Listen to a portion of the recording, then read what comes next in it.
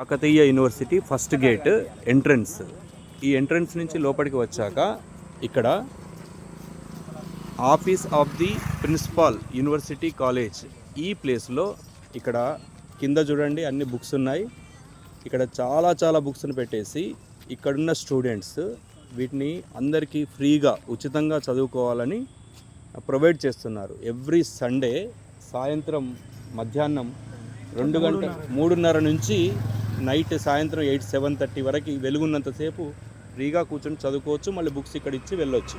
అదేవిధంగా ఈ బుక్స్ని మనం కూడా డొనేట్ చేయొచ్చు. మంచి బుక్స్, కథ, కాలక్షేపం, లేదు మంచి రకరకాల చరిత్రల గురించో చాలా మంచి బుక్స్ని ఇక్కడ వీళ్ళు ప్రొవైడ్ చేస్తున్నారు మనం చదువుకోవడం కోసం. మెయిన్ కాన్సెప్ట్ ఏంటంటే ఎంతసేపు మొబైల్లో తలబెట్టేసి అక్కడే ఉండడం కాకుండా కాసేపు బుక్స్ని కూడా చదవాలి, మొబైల్ను వదిలిపెట్టాలి, పుస్తకాలు చదవాలి. వీళ్ళ యొక్క స్లోగన్. చాలా ఇక్కడ మంచి యువకులు వీళ్ళు ఏం చేస్తున్నారో ఒకసారి వీళ్ళని కూడా అడిగి తీసుకుందాం. హలో బ్రదర్, ప్లీజ్ ఇక్కడ మీరు ఈ బుక్స్ని ఎందుకు ప్రొవైడ్ చేస్తున్నారు, ఎందుకు కొంచెం చెప్తారా కాన్సెప్ట్? ఇవాళ ఉన్నటువంటి యువతరం ఏదైతే ఉన్నదో, ఇవాళ ఉన్నటువంటి యువకులు నవతరం ఏదైతే ఉన్నదో వాళ్ళందరూ కూడా మొబైల్ ఫోన్లల్లో వాళ్ళు క్రియాశీలకంగా మారిపోయి ఇంకా నిజంగా ఒక ఇప్పుడు ఏమైంది అని అంటే ఇప్పుడు చదువుకునే పుస్తకాలు కూడా ఈ గూగుళ్ళలోనో లేకుంటే చాట్ జీపీటీలలోనో ఏఐలనో ఎంట్లాడి అంటే ఒక మిగతా జ్ఞానంతో కూడుకొని ఉన్న అంశాలను మాత్రమే చెప్తా ఉన్నది.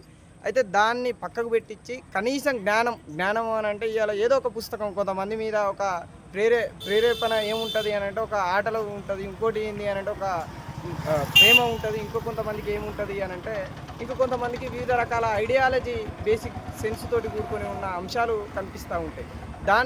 దాంట్లో భాగంగానే ఇవాళ మేమందరం కూడా ఇక్కడ ఉన్నటువంటి యువత ఎవరైతే ఉన్నారో మేమందరం కూడా ఇక్కడ కవులు ఏంది అని అంటే వీళ్ళందరూ పుస్తక పఠనం చేసుకుంటా అదేవిధంగా ఇవాళ రానున్న తరానికి పుస్తకాలు ఎంత విలువైనవి, ఎంత అమూల్యమైనవి అనుకుంటా చెప్పుకుంటానే. అదేవిధంగా ఇక్కడ పుస్తకాలు పెడితే ఇక్కడ పుస్తకాలను ప్రేమించు, పుస్తకాలను చదువు ఇవాళ ఒకానొక నానుడి కూడా మనకు ఉన్నది. ఏంటిదంటే సీని అంగేసుకున్న ఏం కాదు కానీ అమూల్యమైన పుస్తకాన్ని పట్టుకొని తిరిగితే వాడు జ్ఞానవంతుడు అవుతాడు, వాడు తెలివికల్లోడు అవుతాడు అనుకుంటా వాడిని ప్రచార సంపుటాల్లో కూడా మనకు బాగానే కనిపిస్తూ ఉంటుంది. అదేవిధంగా ఇవాళ ఇక్కడ ఉన్నటువంటి మేము ఉన్నాయి కాదు, మాకు కూడా మేము సేకరించినవి. ఆ సేకరించడంలో భాగంగా ఈయన యువకవి హతిరామ్ అయితే ఆయన తర్వాత అదేవిధంగా జ్యోతి, ఈమె కూడా కవే. నా పేరు వంశీకృష్ణ, మేము కూడా రాస్తూ ఉంటాము. ఇంకా ఈ కాకతీయ యూనివర్సిటీకి సంబంధించినంత వరకు ఇంకా 2-3 టీము ఇదే విధంగా ఉన్నాయి. శాతవాహన కావచ్చు, ఉస్మానియా కావచ్చు.